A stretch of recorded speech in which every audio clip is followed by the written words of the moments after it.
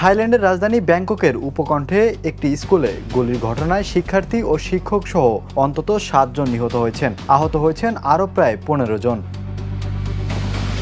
গত শুক্রবার 7ই আগস্ট ব্যাংককের উপকণ্ঠের ডেপসিরিন ননথাবরি স্কুলে এই গুলির ঘটনা ঘটে।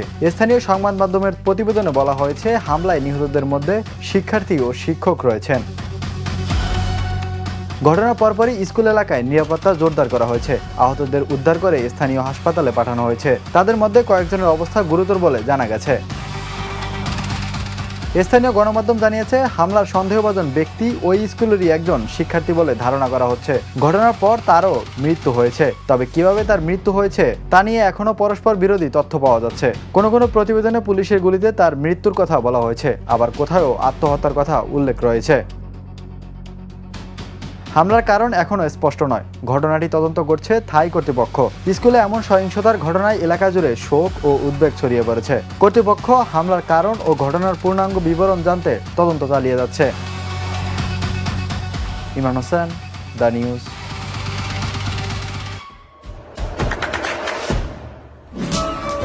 দেশে দেশে সবার সাথে দ্য নিউজ।